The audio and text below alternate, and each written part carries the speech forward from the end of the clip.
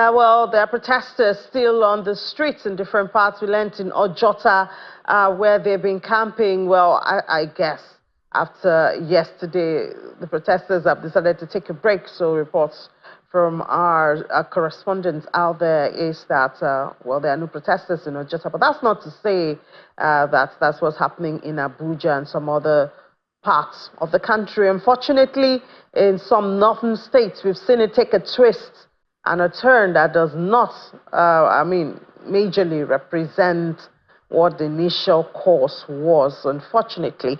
But, we'll stay on the course, which is that the people are asking for, well, a succor when it comes to the cost of living in the country.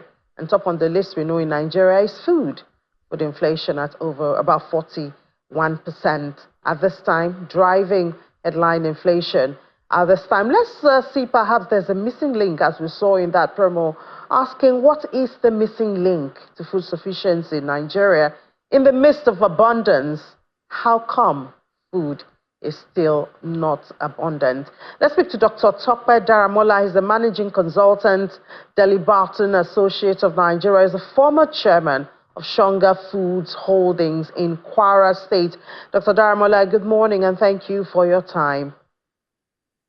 Thank you very much, Nick. Thanks for having me. I wonder if Kwara would be a savior to Nigeria this time when it comes to food. We know that we had the farmers there, the former administration in that state, that were very focused on farming, agriculture.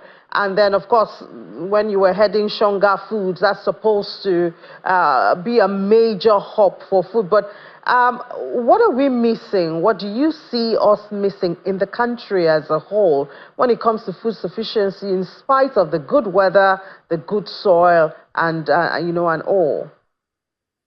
Thank you very much. For those of us who have been actors in this sector, we are not surprised at what is happening. I've always thought, I would be surprised if anybody is surprised that we're in crisis that we are now, but because it's been on and all the signs are out there. I'm surprised people are not picking it up. For example, we know that there's complete disconnection from what we call policies that we have in Nigeria in farming and actual way these policies have been implemented. There's a wide gap between what we thought of and what is on the ground. So for Nigeria, for example, in the last 10 years, the problem that we're having now has been building up. Is it the insecurity that we are talking about that has chased away people from the farm? Without security, nobody can go to farm. Okay, so if you have farms and you can't access those farms, if you have factories, you can't go in there for food processing. So how do we have foods on the table? Now, the other thing that has been that led to these broken policies is because if you see gradually, they have been shifting and sifting of key resources away from this critical sector, which is farming, up to other sectors of the economy. The manpower are leaving, youth are leaving the farms. Quite a lot of people are not doing what they're supposed to do. They are not secured. The sector is not giving hope to people, and it's not rewarding operators and participants. So why do you want to be there? We all know how the basic economics show us how the economics works. Once a sector can offer, reward that is commensurate to the labor and input that you are putting there, you will stay in there. But for the case of farming in Nigeria, it has not been so. I remember when the SHONGA farms took off in 2004 under the administration of Dr. Saraki there. The same problem we were having then, unfortunately, 20 years after, is the same problem we're still having. Okay, so we have problem of lack of infrastructure. For example, we have land. We don't have good access to that land. There's no irrigation. For example, we do rain-fed farming.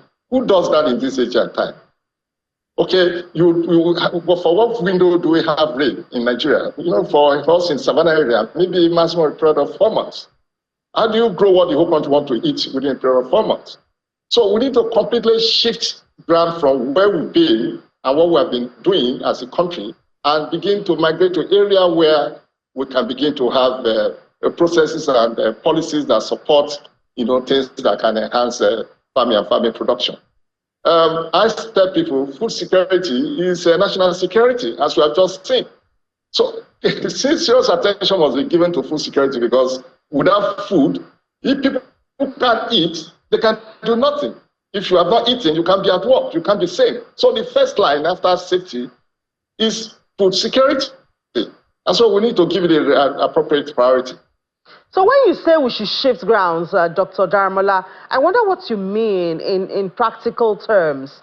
Now, we've seen duty-free import for 150 days. We've seen palliatives. We've seen the National Reserve being depleted. How many bags of rice? About 20, I think, trucks of rice, beg your pardon, that the federal government ordered to be given to each state.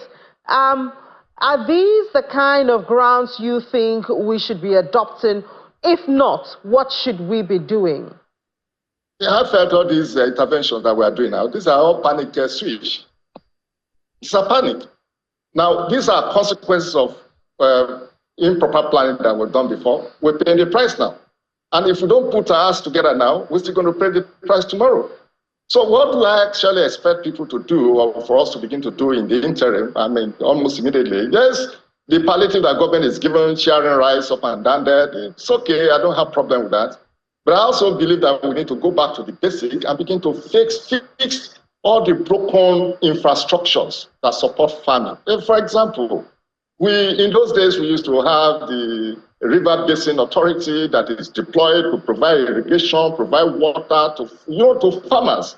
We have a lot of intervention in terms of database and extension, agri workers and etc. They all collapse.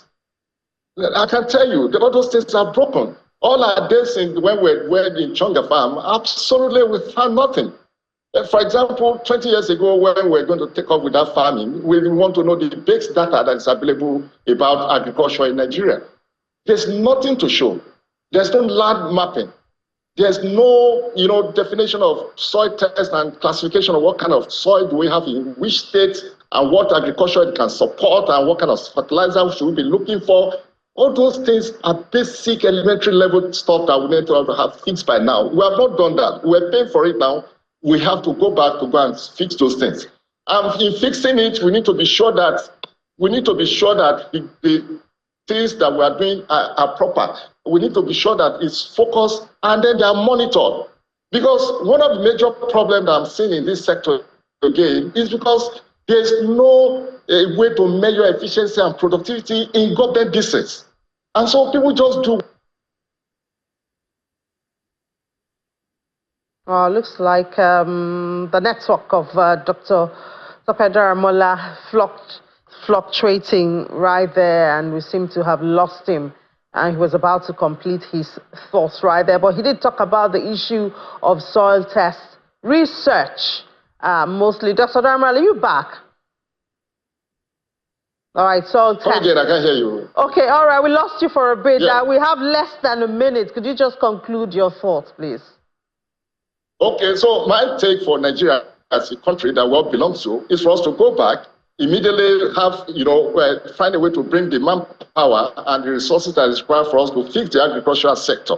We need to fix the insecurity that is in the land. We need to bring, the manpower that is being in the farm together. We need to bring in there the land that Mr. President said they are clearing. That is a good direction. But we need to know what do we do with that, and then what do we need to do to get the proper outcome. And then I had expected by now that the Minister for Agriculture should come out and tell Nigerians what exactly has been in the plan for the breakdown of all the proposals that the Mr. President has already given to us. They want to bring in food into the country. What will be the landing cost? What will be the intervention? Will it alleviate this issue of food security? People are hungry, and so people will continue to be angry. A hungry man is an angry man. So a quick intervention is required. All right. Thank you very much. All right, Dr. Daramola, a whole lot to say. Thank you. Former Chairman, SHONGA Farms Holdings in Kwara State, and now the Managing Consultant of Delhi Barton Associates Limited. Thank you so much for sharing your thoughts with us. Thank you, Nate. Thank you. Thank you. Oh, there you are, Dr. Daramola calling on the Minister of Agriculture. I know, we've been calling on him, and we saw him on our sister program, Politics Today. Honorable Minister, we want to speak to you on Business Morning. Here, this is where we want to direct and dice out those issues about insecurity affecting food, about the price, about the soil, about the harvest loss that we're having in the country, please come to Business Morning. We are waiting. Minister of Agriculture. All right, I don't think we have enough time to take the market today, but it was a red day yesterday. We'll give you details. Ladi Williams will be here with Anyeti Edet. That's at 1 p.m. Business Incorporated. Let's head back to the Sunrise Daily Studio.